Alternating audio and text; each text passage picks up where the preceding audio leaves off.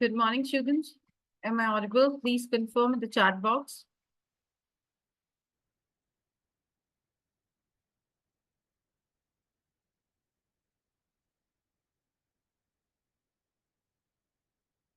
Thank you for confirming.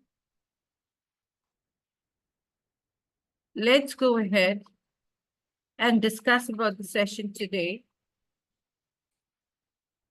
So before proceeding further, let's take the quick recap of what we have discussed. So hope you're aware of all the slides I have shown you. My name is Ritu. Welcome back. Let's go ahead.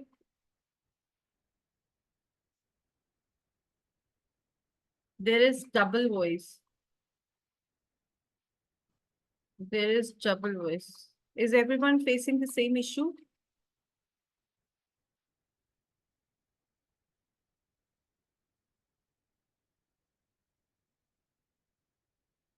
Nikhil, if it's at your end, just go ahead and re-log in so that you'll be able to get me properly.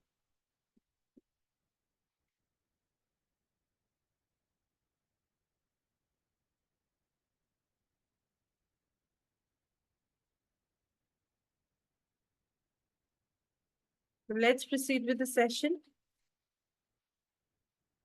Let's take the quick recap of what we have discussed in our last session. So first we discussed about the introduction to Python. So what is Python? It is a general purpose. I can't hear.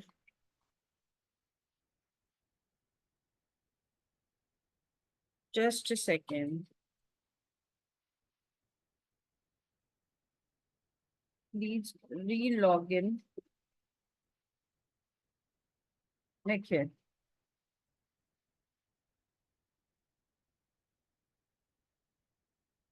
You are fine. I can hear you. Please re-log in, Nikhil. If anyone is facing the issue, I'm telling them to please re-log in again.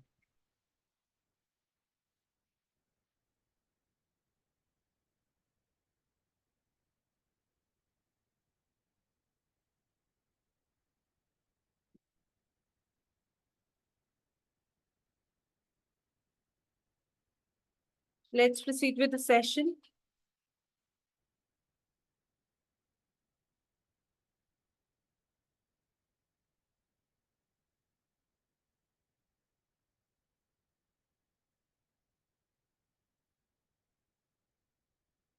So we were discussing about the introduction to Python. Python is nothing. It is general purpose, simple, platform independent, highly interpreted, and high-level programming language. And purpose of Python. Kinds of application we can develop by using the help of Python is Java program like web application development as Java with the help of Java programming language, C++, we were getting. We were doing development of gaming applications and artificial intelligence applications like machine learning, deep learning, etc. Desktop GUI, that is graphical user interface applications.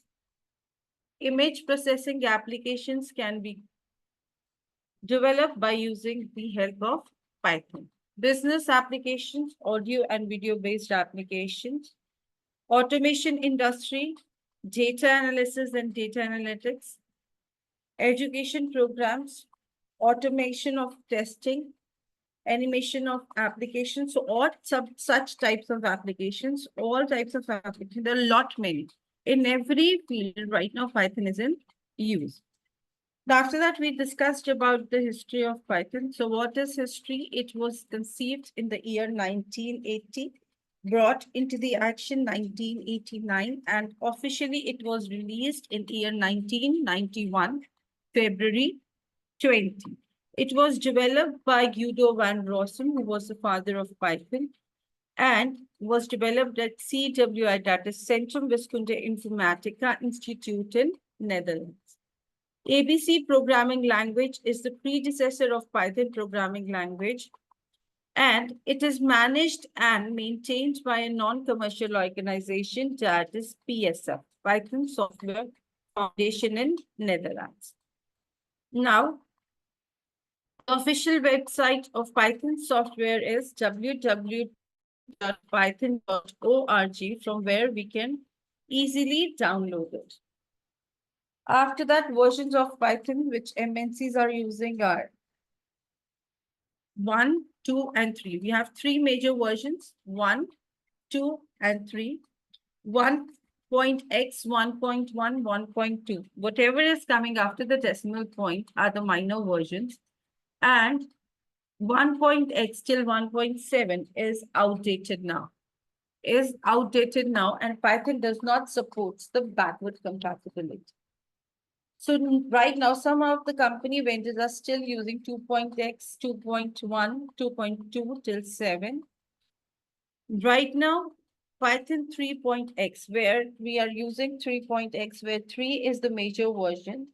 And right now we have 3.12.6 is in use. So I request you all to go ahead and download this version from the official website. After that, we have discussed about the features of Python. Features are nothing but the facilities provided by the language developers. There are 11 features: simple, freeware and open source, platform independent language, dynamically typed programming language, interpreted programming language, high level, robust, extensible, embedded, both functional and object oriented, and supports the third party APIs also, like NumPy, Pandas, etc. It is inspired from 4 different programming languages. It has learned functional programming from C, object-oriented programming from C++, modular programming language from Modulo 3, scripting programming from Perl. Right? After that, we have started discussing about the features. Shall we proceed? First feature was simple. It is known to be the simple programming language because of its 3 important factors. The first one is its rich set of APIs. And we can reuse, because of rich set of APIs, we can reuse the predefined code without writing our own code. So Python-based applications are easy to develop. APIs are what? They are the collection of modules, and module is a collection of functions, variables, and class name. Example, we have calendar, maths, CMaths, OS, read, random, etc. These are the modules. Okay. So factor 2 was its garbage collector facility, whose role whenever the Python is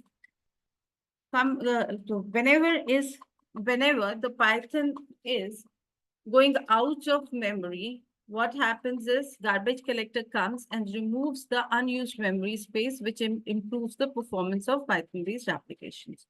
So garbage collector actually takes care of automatic memory management in Python. So that is the only reason that it is simple to use, and we can store unlimited amount of data in this. Third factor, Python programming provides the user-friendly syntaxes so that we can develop the error-free program in limited span of time. It is known to be a platform-independent language because its data type remains same on all the OSs. So we have 2 types of languages. One is platform-dependent and platform-independent. Platform-dependent, whose data differ from one OS to another, whereas it is platform-independent, whose data type remains same on all the OSs. And everything, whatever we are stored in the Python, is stored in the form of objects. Although, if we talk about Java in Java also, everything is stored in the form of objects, but it is size restricted, whereas Python objects contains the unlimited size and unlimited values can be stored. Next, freeware and open source. Why it is known to be a freeware? Because it can be easily and freely downloaded from its official website. Open source, The standard name of Python is CPython. And what are the company vendors doing? They're changing and they're using their customized versions as their in-house tools, like JPython as for running the Java-based applications, IronPython for running the C#.NET applications, MicroPython.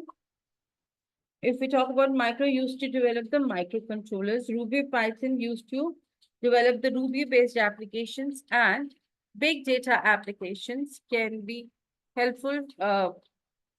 We can go ahead with the Anaconda Python. Now, dynamically typed programming language. We have two types of programming language, static typed and dynamically typed.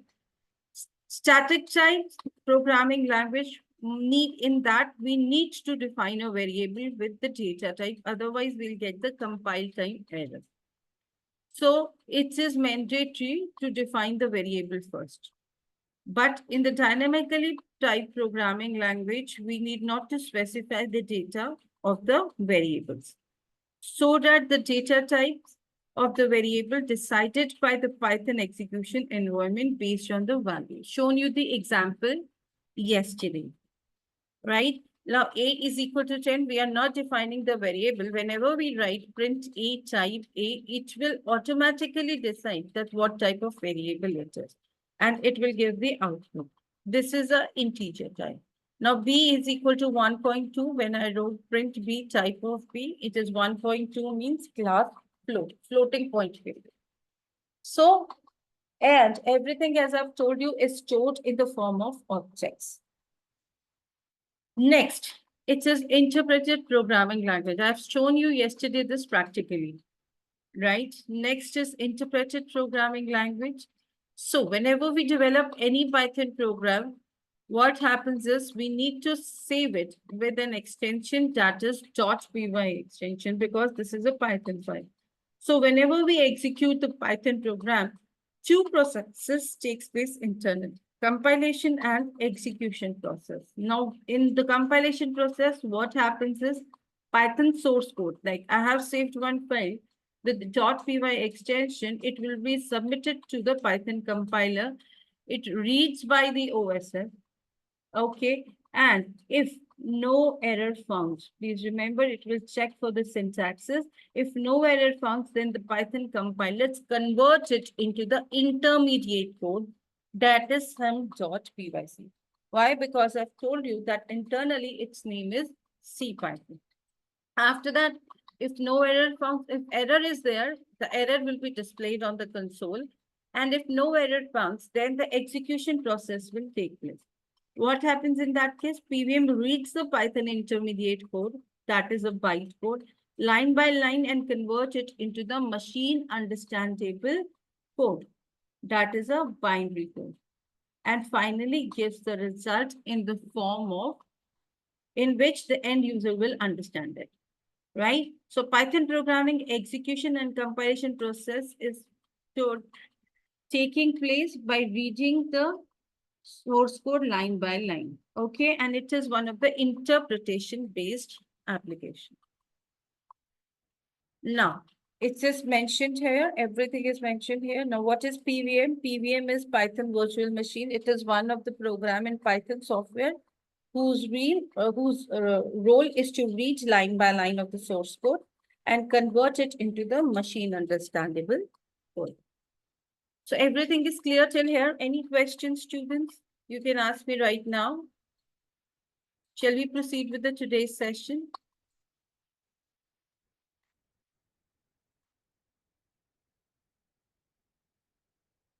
Tell me, students, everything is clear? As I've told you, I want my class to be very interactive. So I want each and every student to respond. Clear?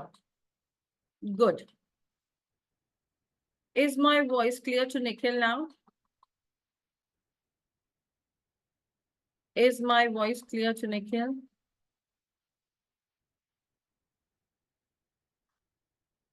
Good. Now let's go ahead with features of Python. So after this, we have discussed about the high-level programming language. We have two types of programming languages, low-level programming language and high-level programming language. Now, let's talk about the low-level programming language. In that low-level programming language, if we represent the data in low-level data like binary, octal, and hexadecimal, it is that data type is not default, that is not understandable by the end user. Means it will remain the same.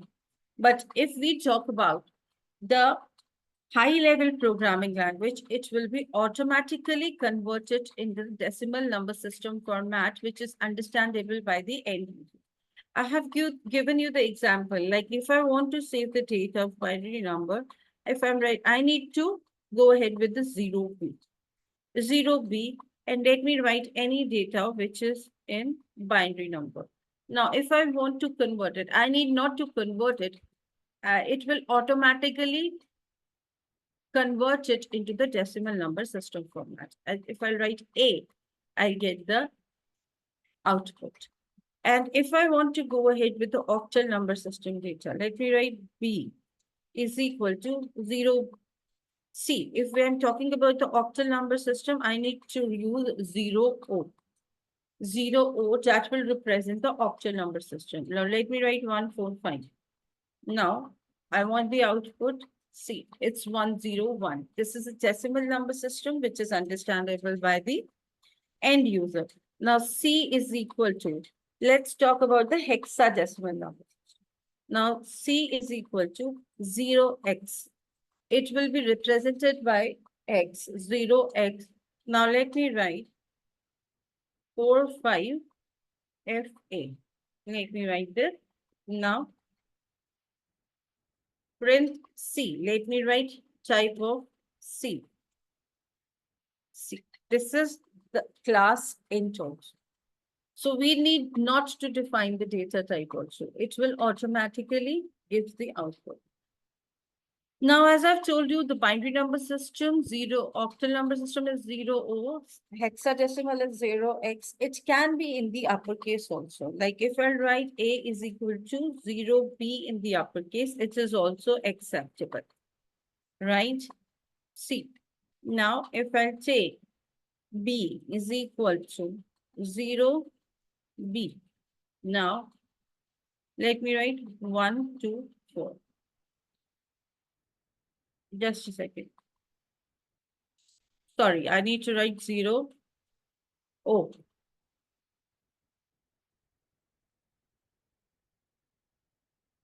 One, two, four. Get the output. Now C is equal to, let me write 0, 0x. Now let me write 1, 2, 4, 1, 2, 1, 4, H. H is not acceptable. So what I need to write? 0x. C is equal to, or I can directly write 0x 1, 2, 1, 4 E. Got there. Clear to everyone? So that is why it is known to be a high-level program. Now let's go ahead with the next group, with the next feature, that is robust. Now, why it is known to be a robust language? It is known to be a robust programming language because of its exception handling. Now, what is exception handling, students? Now, whenever we talk about the exception handling, exception means runtime errors. Runtime errors. So, whenever we run the program and if we find some error, so that is known to be an exception. An exception by default generates the technical error messages, which is not understandable by the programmer or the end user. So converting those technical error messages into user-friendly error messages makes the Python as a robust language. In the Python program uses exception handling, the Python programmers robust. If the Python program is using the exception handling, the Python program is robust. Next is extensible. Now, extensible because it is now, if we talk about the Python programming, giving its programming facilities to the other languages also. Like Python code can also be written in C++, Java, etc. So Python is one of the extensible programming language. Next is embedded. It can call the other language. It can call the other languages coding segment for its fastest execution. Means Python code can call C programming code as well. So that is why it is known to be a embedded programming. Extensive support for third-party APIs means we can, if I have some different tasks, like I have to do many tasks and operations and unable to perform the complex operations, in that case, it takes the help of third-party APIs like NumPy, Pandas, Matplotlib, etc. So NumPy is used for numerical calculations. Pandas is useful for, it works as an analysis tool. Matplotlib is a data visualization, SciPy and Scikit, etc. Now, let's go ahead with the identifiers and literals in Python. So hope the features are clear to you. Any question, you can raise your hand or drop in the message in the chat box. Drop the message in the chat box if you have any questions.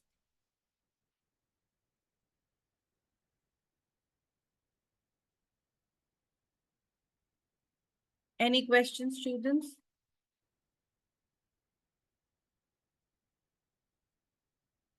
Yes, we are going to cover all the modules. This is just a start. This is just a start, students. So we are, as I've told you, that we'll be starting from the scratch.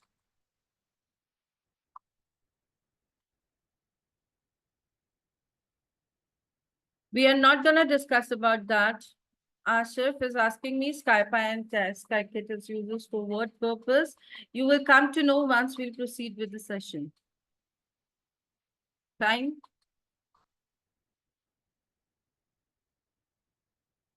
Shall we proceed further with identifiers and literals? Yes. Now let's take literals. What is literals in Python? Literals are nothing but the values passing to the Python program. So what is literal? Values passing to the Python program. Programmatically, whenever we write any Python program, we must enter inputs, and such are called the literals or values, right? So all types of values are called literals. In Python programming, we have 5 types of literals: integer literal, floating point literal, str literals, Boolean, and collection literals. Identifiers or variables. So this is about literals. Whatever values we are writing, they are known to be the literals. Whatever inputs we are making. Now, identifiers or variables, whenever we enter any input or literal, they need to store in the main memory by allocating the sufficient amount of memory space with the help of data type. Now, in order to process that data, which was stored in the main memory as a programmer, we need to use some distinct name for that. And these names makes us to identify whether which value is stored in the memory space, right? Like we have the names for every person, right? It is helpful for us to identify the person. Same in the case of Python. What happens is it takes the help of whatever literal we are saving will be stored in the form of variables. So variables helps us to identify the value. So the values of identifiers are changing or verifying during the program execution. So identifiers are called as variables, right? All types of inputs or literals must be stored in the form of variables.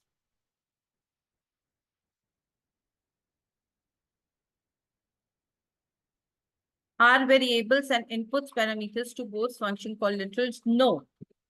No, Nikhil. Let me show you with example that will be helpful. Like if I'm going ahead, just a second. I'm writing A is equal to now. Just a second. Python. Now, A here, if we talk about this, A is a variable name and whatever value we have given is an identifier. It is a literal. So variable is also known as identifier because it helps us to identify the literal. Value of A is Python. Now, if I write print A, let me write type of A. This is Python. Python. Getting me? So what is a literal and what is an identifier?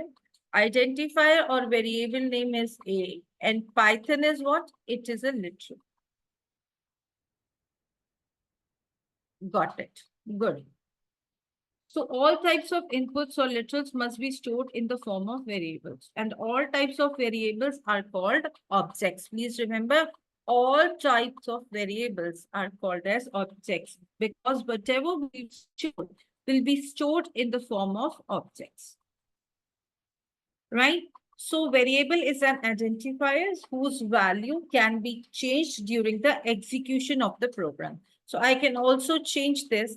A is equal to, let me write anything, Java. Now print A. See, now its value is changed. Now what happens is, what happens to this? I have already given it the name of Python. The garbage collector will come and remove it. Okay, we can't access it unless or until we'll go ahead and rewrite it. Now, there are certain rules for using the identifiers or variables in Python program. What are those rules? If we talk about the Python program, the variable name is a combination of alphabets, digits, and a special symbol. What is that? Underscore. Underscore only. This is the only special symbol which is used for variable. It can be a combination of alphabets. We can go ahead with the digits also and a special symbol underscore only. No other special symbol is used. Now, if we talk about the first letter of variable name, it must start with an alphabet or underscore only. Either with an alphabet or underscore only. We cannot go ahead with digits. Like if I write 1, ABC is equal to 23. I'm writing 1 ABC is equal to 23.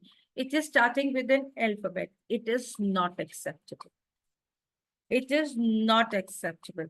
In spite of this, if I write salary 123 is equal to 45, this is acceptable.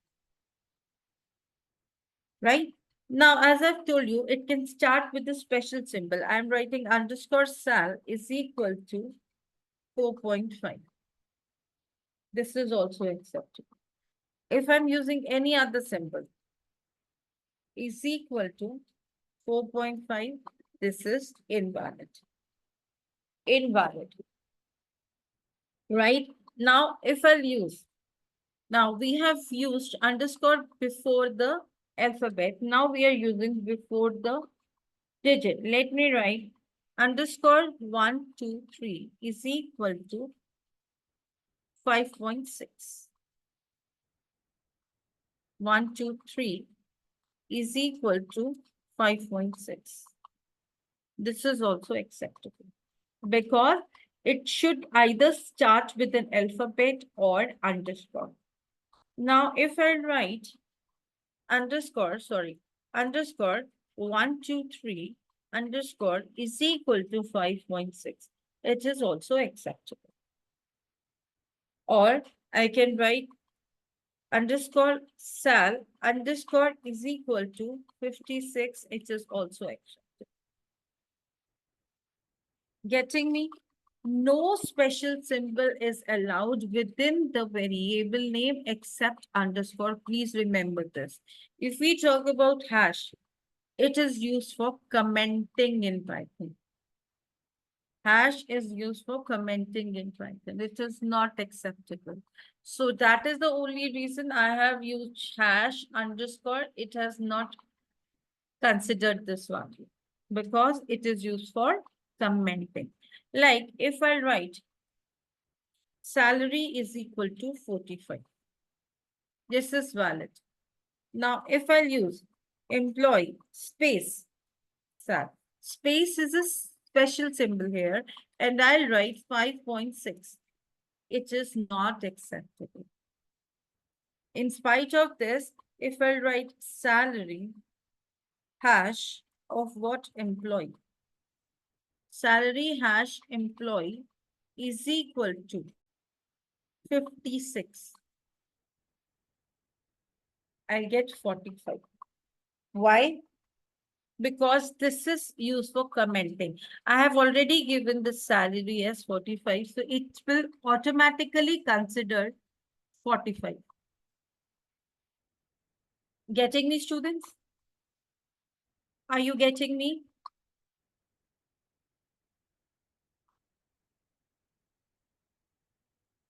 Good. Let's go ahead. Now, if I write is equal to 45, we'll get the error.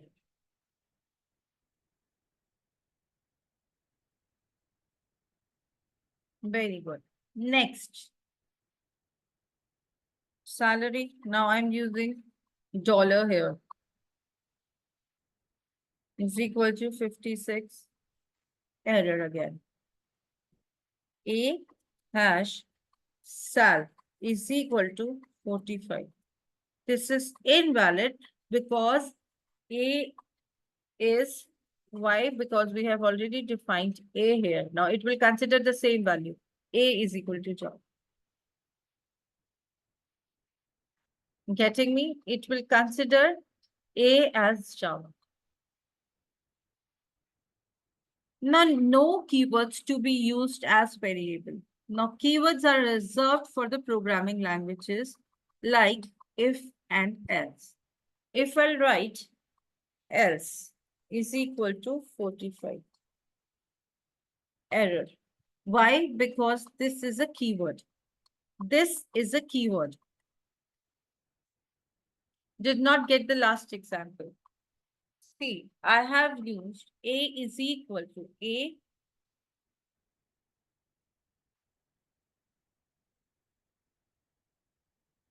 Just a second. I have shown you one example. See, salary, just a second, let me do it again. Salary is equal to 45.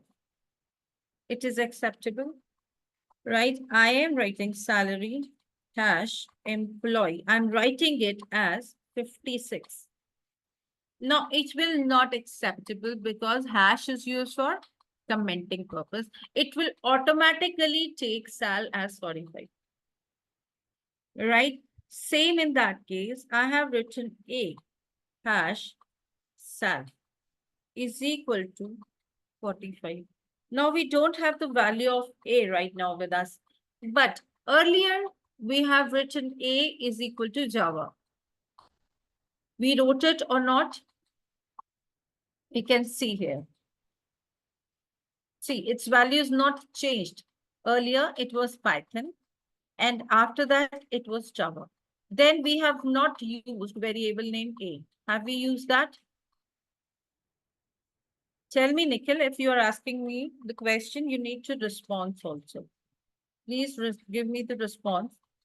Have we used the variable name A again after that? No. So it will be considered as Java. It will be considered as Java as it was taking salary. Clear now?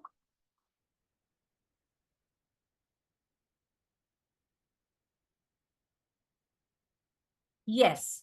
Rest will be acceptable as comment. Right? Good. Everyone is clear with this? Any questions to anyone has question? Okay. Very good. Let's proceed further now. As I've told you that keywords are reserved for the programming language, so we cannot use them. Okay, it gives specific meaning to the compiler, so we are not going to use that. Else is equal to 45, not acceptable. In spite of this, if I write else 1 is equal to 45, this is acceptable. Sorry, it is else 1 is equal to 45, it is acceptable. Only else is not acceptable. Now, if I'll use if is equal to 23, it is also not acceptable because if is a keyword. If I'll use underscore if is equal to 22, it is acceptable. Right? Now, integer is equal to 67. It is valid because all class names are not keywords. This is a class name. All class name are not keywords. Fifth rule, all variable names are case sensitive. Like if I write age is equal to 90. After this, I'm using age is equal to 20. Now I'm writing age is equal to 21. Now A is equal to 22. Now I'm going to write print age, age, age again, and A, G, H. We'll get this out. So all variable names are case sensitive. So next, it is always recommended to use the user-friendly variables name. Let me give you an example. I always recommend you to use the user-friendly variable name. Like if I want to go ahead with total salary of an employee, because special symbol space is not acceptable, right? We get the error. Now I'm writing total salary of an employee is equal to 45. This is acceptable. But is this understandable? Is this understandable? No. I have written this, but any other person who will read it is not understand it on a very first way. So it is not recommended to use this. So what I can do is total underscore salary of employee is equal to 45. We can go ahead with the special symbol underscore. It is valid also and recommended. Clear to everyone?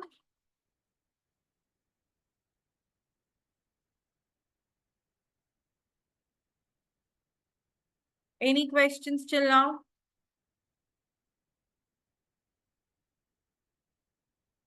All the students. I want answer from all the students. Very good. So with this, we are done with the topic identifiers and literals in Python. Now let's talk about data types in Python. Now, when we talk about the data types, let's proceed with that.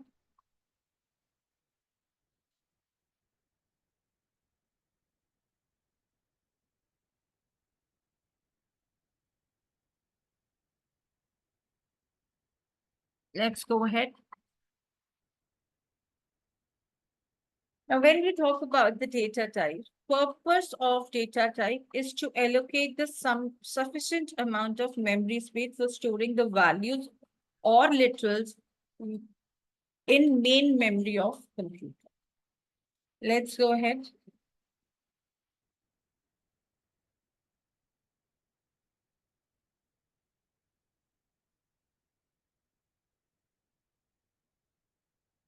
So let's talk about the data types. Now, when we are talking about the data type, purpose of data types is to allocate the sufficient amount of memory space for storing the values or literals in main memory of the computer. Right? In Python programming, we have 14 data types, which are classified into 6 categories. Fundamental category data type, in which we have int, float, bool, and complex.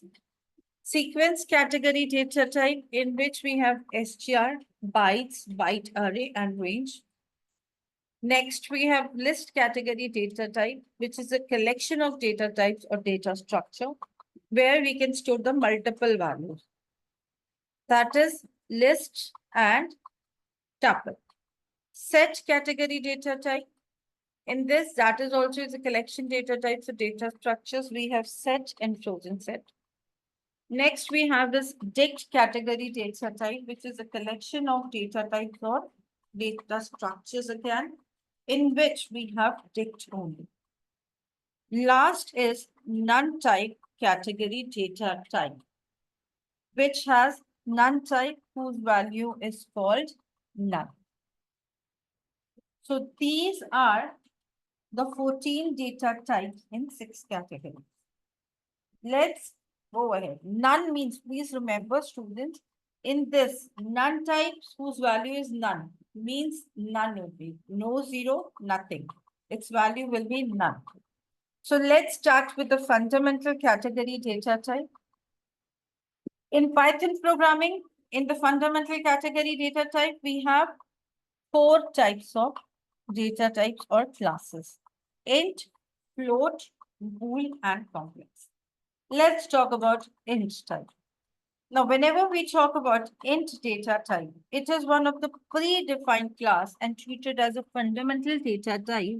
And its purpose is to store the integer data or integral data or whole numbers, means numbers without decimal places. Like if I write A is equal to 100, B is equal to minus 345. I'm using minus now. C is equal to 0. Now, if I write print A, type of A, what type of value it is? This is an integer value. Now, print B, type of B. Again, integer data type. Print C, type of C.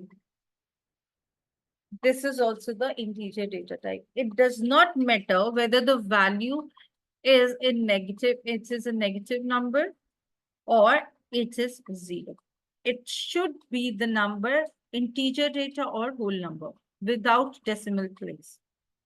Now let me write A is equal to 12, B is equal to 24, C is equal to A plus B.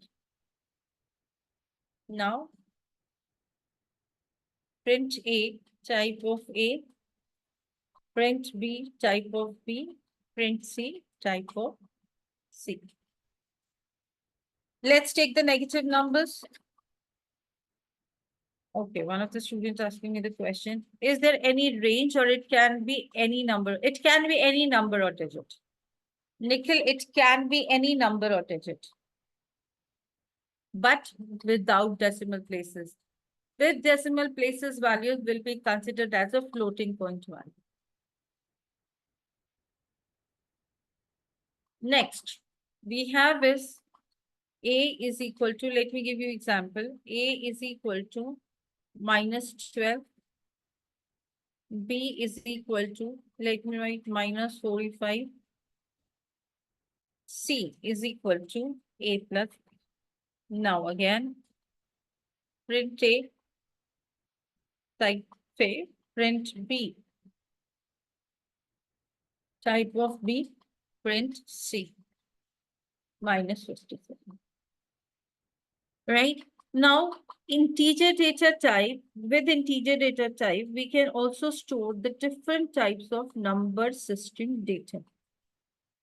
Means we have 4 different number system data. What are those? One is a decimal number system data, which is understandable by everyone. Second we have is binary number system data. Third, we have octal number system data. And next we have this hexadecimal number system data. So these are the 4 different types of number system data which comes under the integer data type. Decimal number system data, if we talk about, contains the digits. Decimal number system data.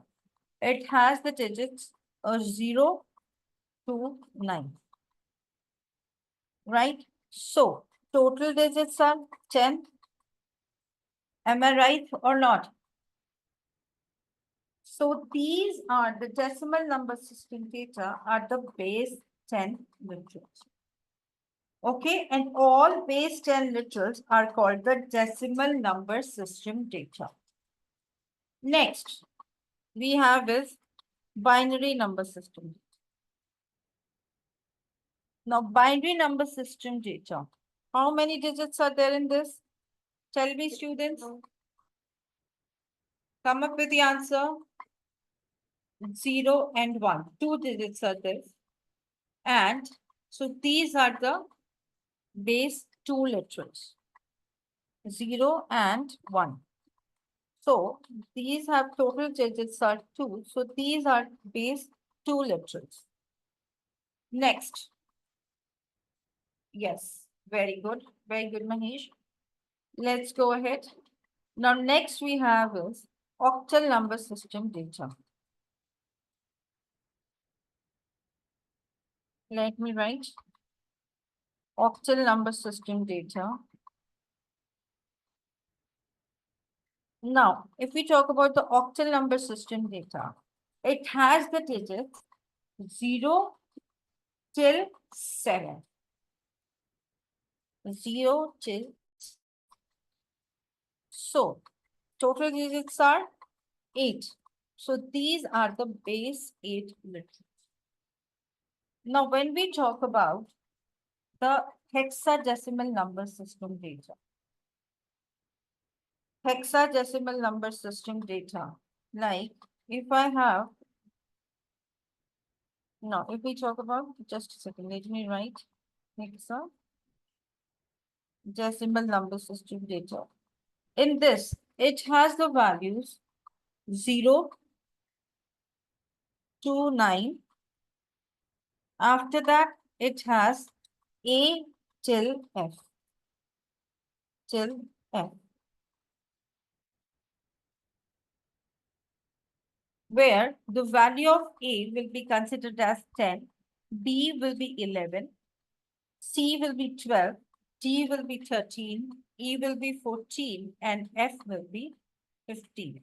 So total digits are 16. So these are the base 16 data. So base 16 data is hexadecimal number system data.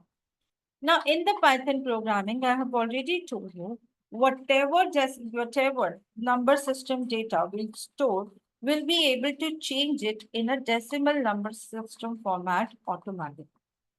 So that is the only reason it is known to be a high level programming language. Fine, we'll discuss about this in details tomorrow.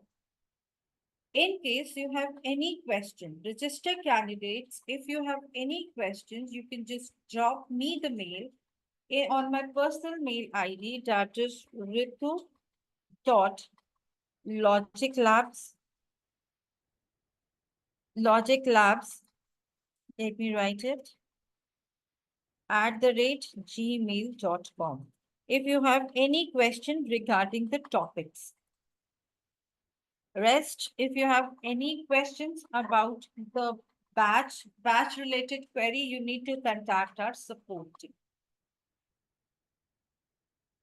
Clear to everyone? Will this PDF will be shared? It will be shared with the paid candidates only. It will be shared with the paid candidates only. From tomorrow onwards, it will be shared with the paid candidates. Right? Can you put the mail ID here? Which mail ID do you want me to give you? Nikhil, which mail ID? You want my mail ID or you want the company's mail ID? Your mail. Okay, I have given you already. ritu.logiclabs@gmail.com. This is regarding topics. This is regarding topics.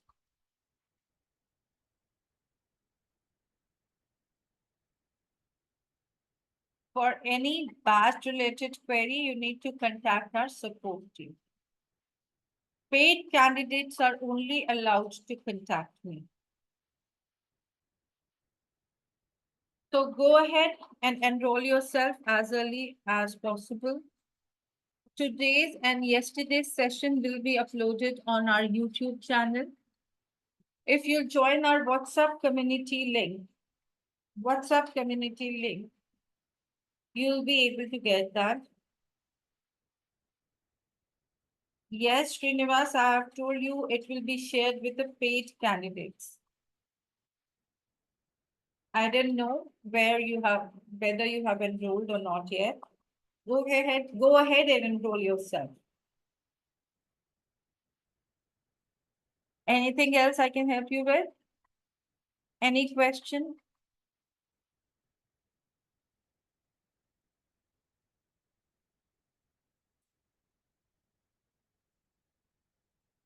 Any questions, students? No questions. Okay. So let's wind up the session now. Will you include any mini projects? Yes, I will provide you the projects in the class. Classes from Monday to Friday, exactly. Monday to Friday, 6 a.m. sharp.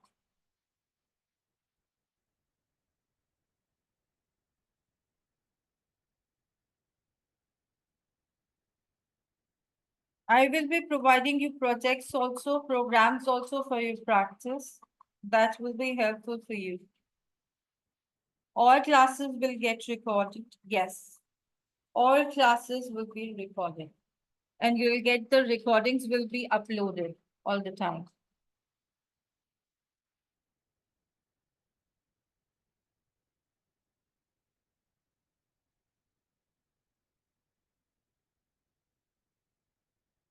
Any other questions, students?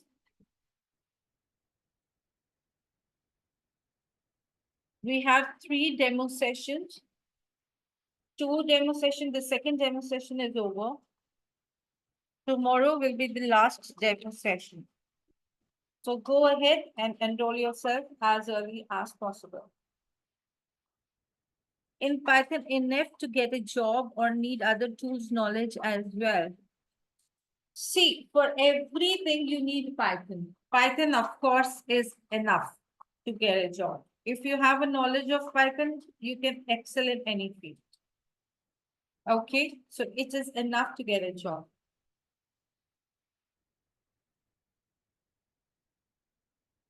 Rest is up to you. What else do you want to learn?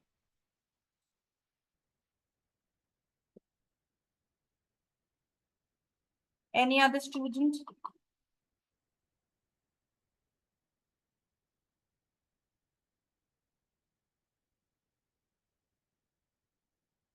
No question? Will you show in Linux platform also or classes in Windows? No, students. It will be on the Zoom link only.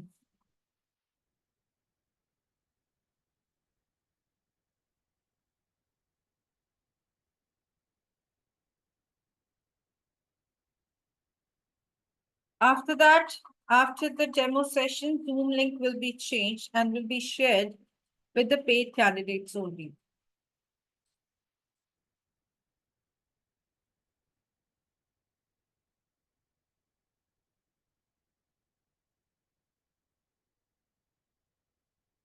Any questions?